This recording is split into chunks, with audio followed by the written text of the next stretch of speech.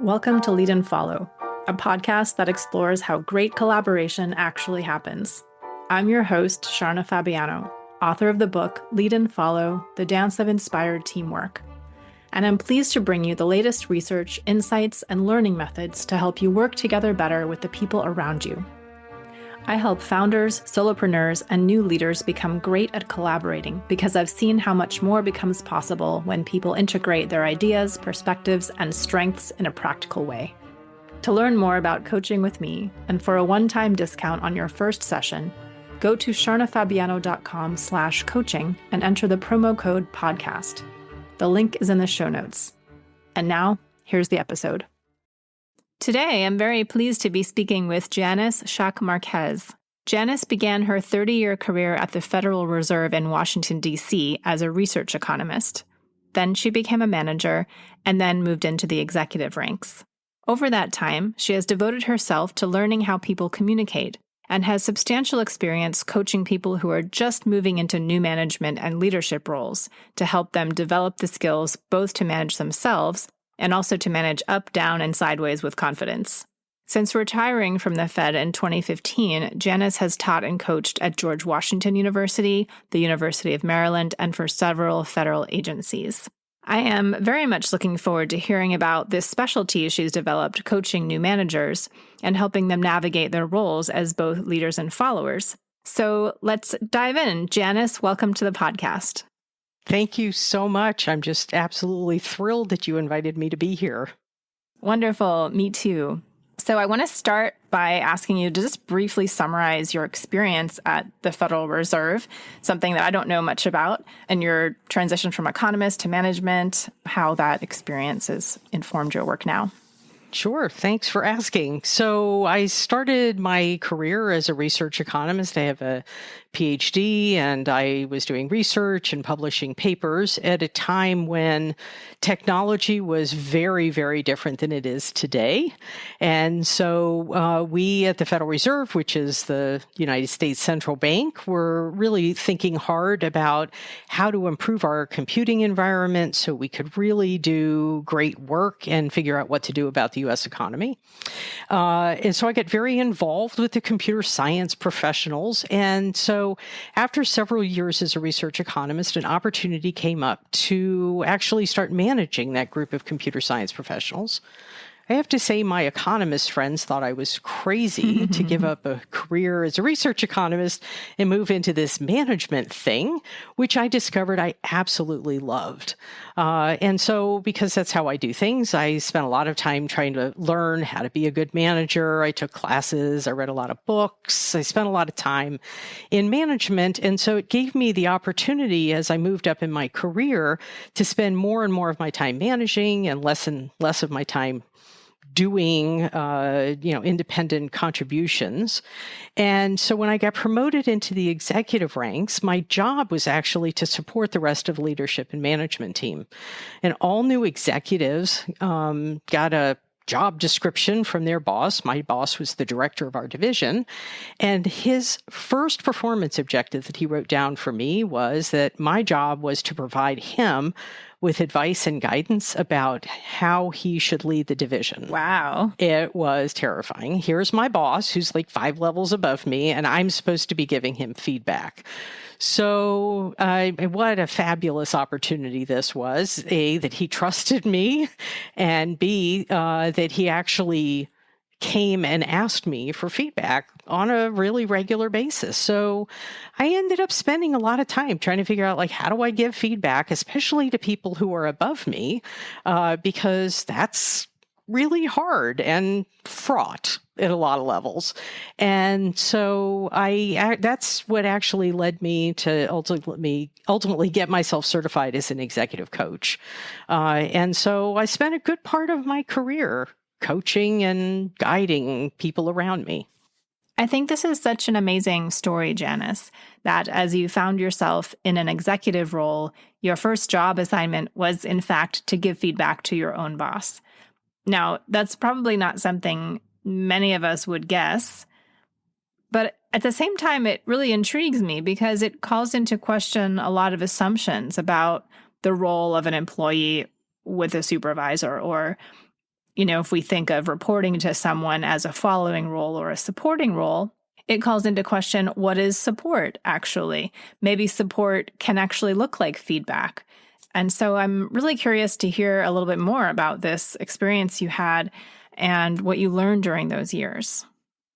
Yeah, so I think your point is a really important one, and that was that it, first of all, required a tremendous amount of confidence and trust on the part of my boss to come to me, somebody much junior to him, and ask me to be giving him feedback. For sure. What I also learned is that as you move up in an organization, the opportunity to get feedback on your performance grows smaller and smaller and smaller with every promotion that you have. And so he was the top of the organizational chart. There really wasn't anybody above him. So how was he going to find out how he was doing? And so I was really lucky that he was willing to come to me and ask me to do this. And so we would be in a meeting together. And after the meeting, he would come to my office and he would ask me, okay, how did I do? What could I have done better? And it was crazy at the beginning and also really wonderful. And I think he taught me that I had a very powerful role that I could play in helping him be better at his job.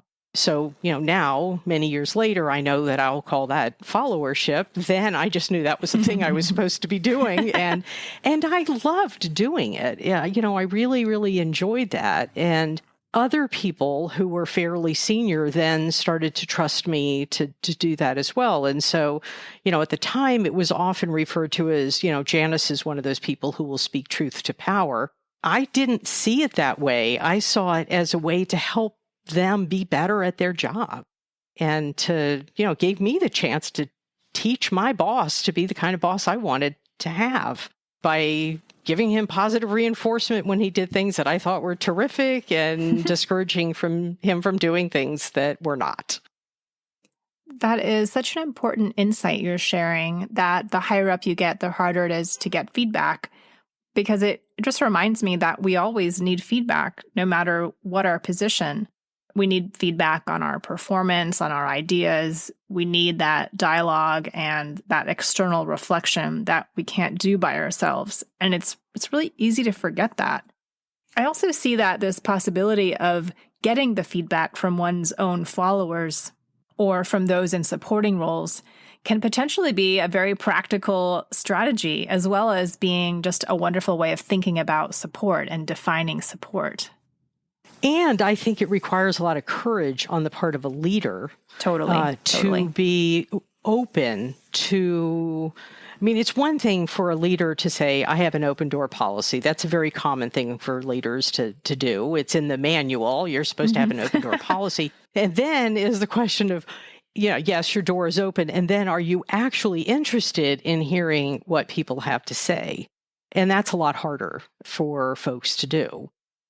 One of the things that I find when I work with leaders is that they're often confused about the fact that they're both leaders and followers at the same time.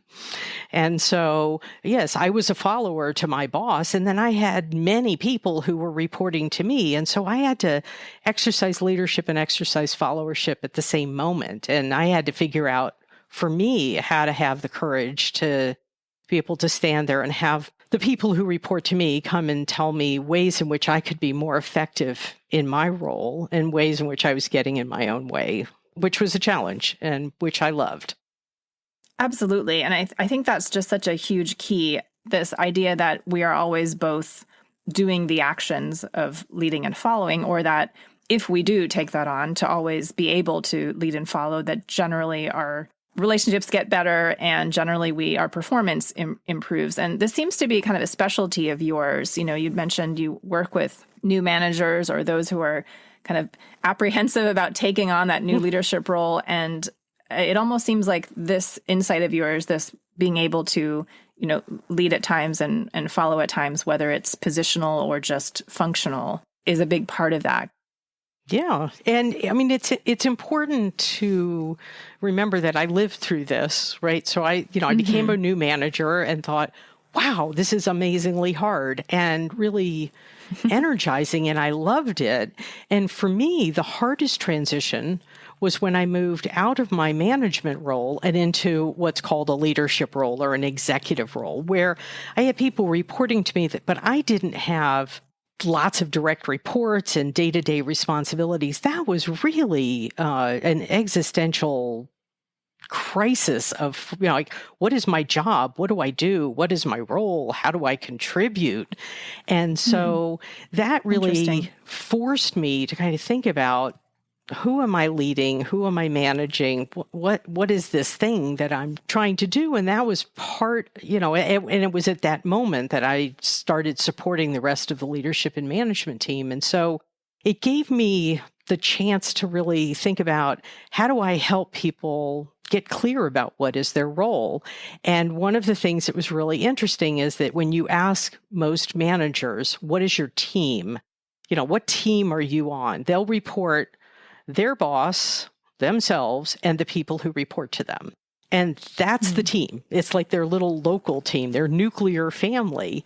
When in fact, they're on this much bigger team of the whole organization and all of the people. And so that really got me thinking hard about, we have to not just manage our boss and the people below us, but we have to manage like the organization that we're in. And so then this idea of giving feedback and supporting other people, it's not just up and down, but it's actually like sideways and diagonally. And so, nice, love it. Yeah. So when I talk about giving feedback, I will tell, and now when I'm teaching, I'll tell people the only people to whom you need to give feedback are the people who you report to, the people who report to you, and the people with whom you work, which pretty much ends up being everybody. Everybody. And that's kind of the point, is that, we can help each other be better at what we do, if we can see it, as you talked about it, as a way of supporting each other, not fixing each other. As I'm listening to you describe this way of connecting and supporting one another, up, down, sideways, diagonal, I'm starting to have this image in my mind of the organization as a kind of matrix, or maybe a beehive, rather than just as a collection of vertical lines as we might see them in a hierarchical org chart. Of course, the org chart is important too, and we need that.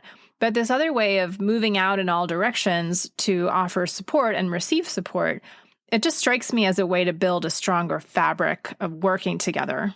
Absolutely. And, that's how we get work done is, sometimes when you're thinking about, to whom do I delegate this job? It should be somebody who's somewhere else in the organization for whom it's a great opportunity, whereas maybe it's not for you. And if you aren't connecting yourself to the rest of the organization, how on earth would you know who to go to? Great point. And again, so practical. Going back to your excellent reframe about the whole organization being my team, not just who's above and below me, I can definitely see how just having that perspective could almost naturally start to increase efficiency, right, in many, many small ways, probably increase the quality of the work, increase employee satisfaction, all the good stuff that we're all after all the time. I'd like to ask you now about another expertise of yours that I think may build nicely on this idea of support, especially multi-directional support. You are certified in something called Fierce Conversations. Could you first just share with listeners what that is for those who might not be familiar with it? Sure. So Fierce Conversations is a book. It started out as a book by a woman by the name of Susan Scott, and it's one of the 500 books I read when I was getting certified as a coach. And when I read the book, it just called out to me, because I work in an organization where people are just very respectful of each other and very kind and careful to a fault. And so it in some ways leads to people being somewhat conflict avoidant. People want to sort of tiptoe around things that are uncomfortable or difficult. And that wasn't just in my organization, but I think that's worldwide. And Susan Scott's view of fierce conversations, and the term fierce is in the sense of like fierce loyalty. So it's all about how do you have those really important conversations that are going to matter in a way that are going to build your relationship with the other person rather than break it down. Beautiful. My experience is that if you're a sort of conflict avoidant person and you have a problem with another person and you want them to fix it, you'll wait until you get extraordinarily frustrated, and then you'll blow up and you'll say, Sharna, you have this problem and you need to fix it. Get on that right away. I've got to go. And that's not a conversation. That's as she would say, it's a versation, because it's not with the other person, it's at the other person. And so I love this idea of how do I have a confrontation with someone? And again, she uses the con at the beginning of conversation, meaning with, and the con at the beginning of confront, also meaning with. So a confrontation conversation, rather than being head to head or toe to toe or armed and armored, is about being with the other person in front of the issue that you're facing. And so then it becomes, how do I talk with this person about this challenge that we are having together in a way that will sort of help them see that there may be something for them to gain by changing what they're doing, and give me an opportunity to learn what I'm doing in it. So I loved that book and I loved that whole model. So I decided to go get certified so that I could teach it to the 35 people who were in my leadership and management team. And I did that, and then it kind of caught on, and then I just started teaching it across the organization, and I ended up having about 1,200 people come through this class. Wow, and it was amazing. great fun, because, they're life skills, like how do I have a good conversation with someone and maintain my composure and do it with grace and kindness. Absolutely. And I'm going to put that book in the show notes. I know I'm definitely going to read it next week as soon as I finish editing this podcast.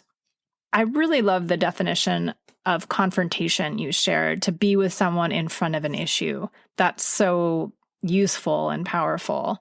Yeah. And also just the idea of showing up with fierce loyalty, committing to a relationship, especially when it's hard. That resonates with me in terms of followership very much.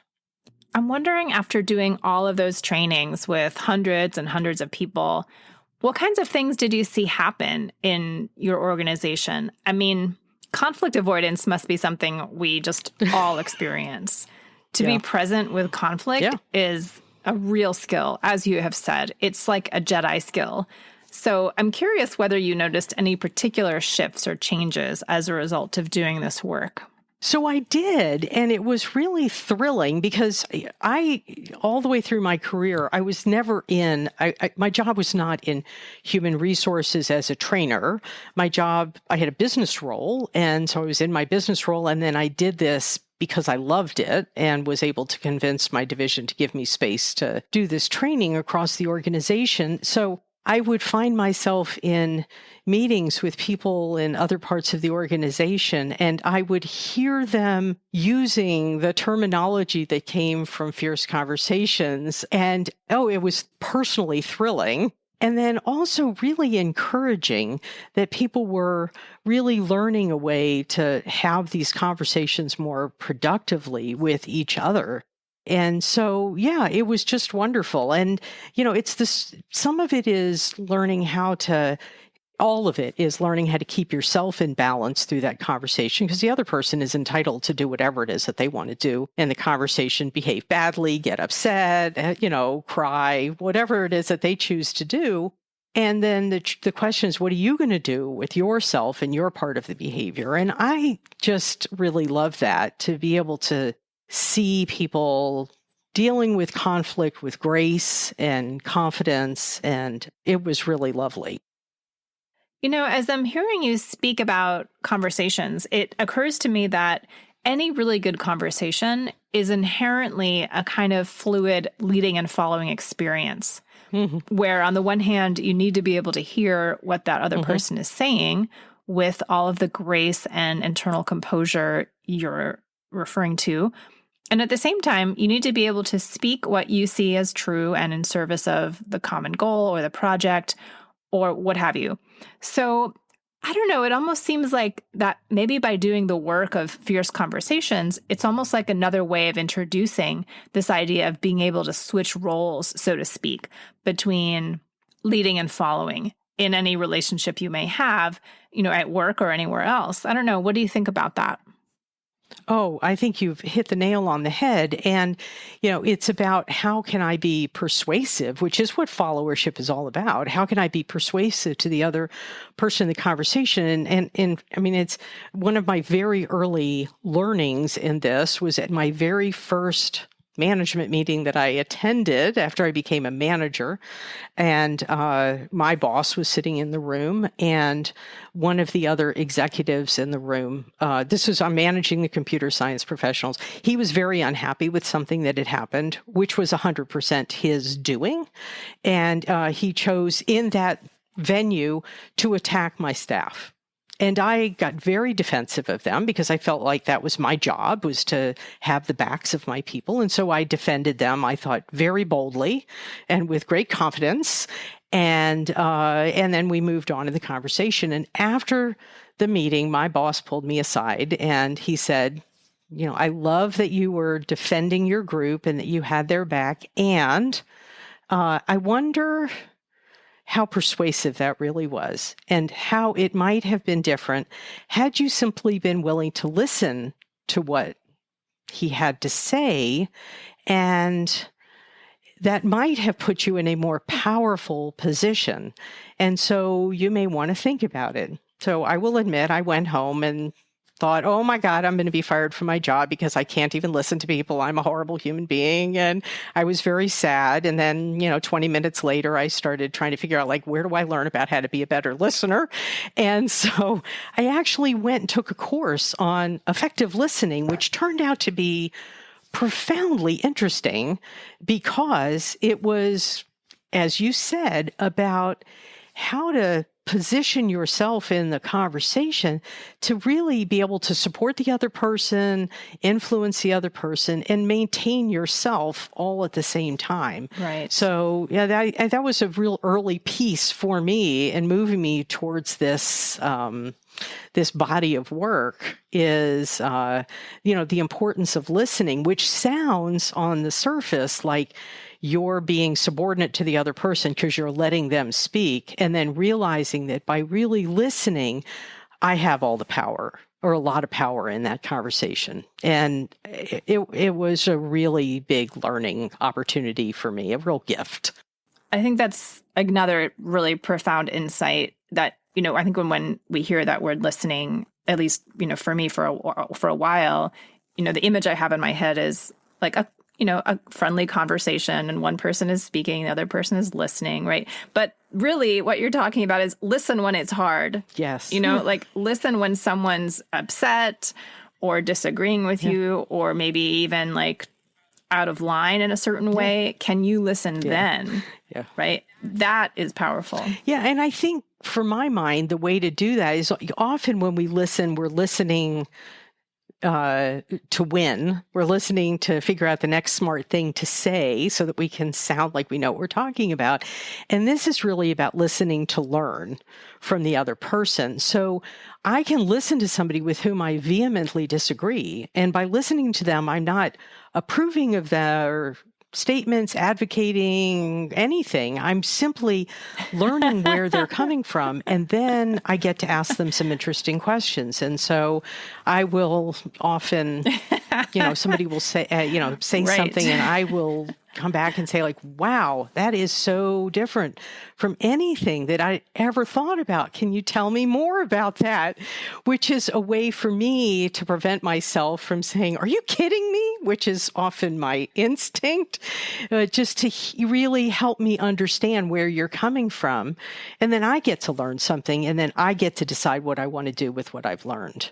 Yeah. And I think that's so important to remember when we talk about switching roles or, being a follower or supporter is it is a powerful position, because of what you're saying, because it gives us more information, because it changes then how we respond. It allows us to be more persuasive. It allows us to be more effective, right, in our communication.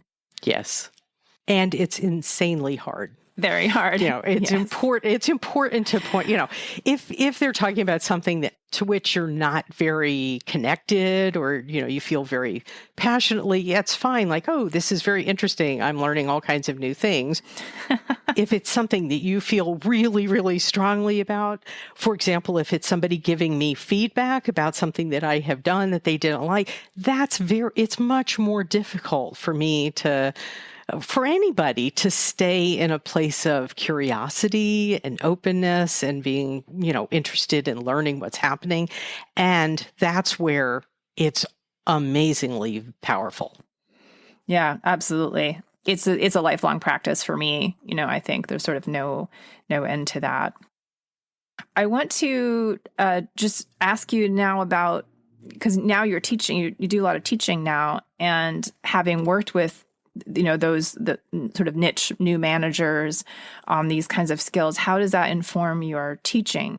So most of the teaching that I'm doing at this point is for graduate students who are working on master's degrees in policy analysis and other fields. And so these are, for the most part, people who are relatively early in their careers. A few of them may be moving into new management roles. Most of them are not yet in management roles.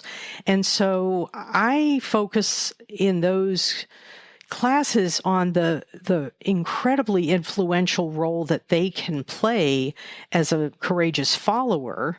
And I do think it's helpful when we're coaching and teaching people to help them understand what's in it for them. Mm-hmm. And so, yes, it's wonderful to support your boss and give your boss feedback. And it's really great for you personally to teach your boss to be the kind of boss you actually want to have. And that's, there's a very personal value in having the courage to step up and give your boss some feedback and really help them understand what is working and what is not. And if you can give them feedback from a place of really caring about them, and saying like, hey, boss, I really want you to be the most effective leader you could possibly be. And this is just this one little thing that is getting in the way of that. That is, it's given in the sense of a gift rather mm-hmm. than as a club over the head. And this is something that I think my students really enjoy hearing about, is how can they manage themselves more effectively in their jobs? And then also that when you build these skills of how to communicate effectively with other people, when it's time to step up and apply for a management position, they're going to have demonstrated those kinds of capacities, and maybe their colleagues won't have been able to do it as effectively. So, these are their life skills. Even if you never become a manager, being able to communicate effectively with other people is useful 100% of the time. Absolutely. Yeah, absolutely. I wonder if there are particular challenges that you're noticing your students are facing right now with, you said it was a little bit like of a relief for them to hear like, oh, this is a way I can kind of train my future supervisor to be the kind of manager I want. What else do they struggle with in kind of absorbing this idea of being kind of both a leader and a follower? So that's a really good question because, it's funny because I always do at least one or two classes on following and managing up, because I think mm-hmm. that's really a crucial thing that we do. And so I will often start my class by asking, when you were little kids and you were mm-hmm. asked, what do you want to do when you grow up? How many of you said, oh, when I grow up, I want to be a follower? And the whole room laughs because, of course, right. Nobody ever did that. And so then we talk about like, well, why is that? Because the only thing you need in order to be a leader is some people who are willing to follow you. So what the heck? Like, who's going to be the follower? And I think that helping them reframe the idea of a follower from being somebody who is subordinate to being somebody who's a partner to their leader, who whose mission is to make their leader effective for the purpose of accomplishing the mission of the organization, not so that they can, make their leader be, get a big raise. It's to accomplish the work of the organization. And I think that when they're able to see that frame, that their job and their leader's job is to accomplish whatever the organization's mission is, then it feels less personal and more like, yeah, obviously I should do that because that's part of my job. And so helping them understand that just being an effective follower is just part of their job. I mean, it was part of my job all the time. I was leading, I was following, other people were leading me and following me, and I was led by my followers, and we all led each other around in circles, and it was wonderful. That we all need to be able to flex into these different roles and think about it that way. Yeah, beautiful. I'm reminded, of course, of Ira Chalif's model, which I know you and I are both fans of. He has this circular symbol of leaders and followers, each in their own orbit, so to speak, but both revolving around the mission of the organization. I'll put his book in the show notes as well. That's Ira Chalif, The Courageous Follower. But now I want to ask you maybe a difficult question, Janice. I'm curious because of all that you've witnessed over the years and all of the work that you've done in this area. What happens when it goes wrong? I mean, what happens when people aren't able to listen well to each other or persuade their supervisor or give that important piece of feedback? I mean, look, what are the stakes here? What are the potential losses when we don't have these skills? So I think that's a really important question. And I think I would love to answer it in both directions. So I think that a leader who is not able to create an environment where her followers are able to come to her and say things honestly to her is going to lose the confidence of her followers.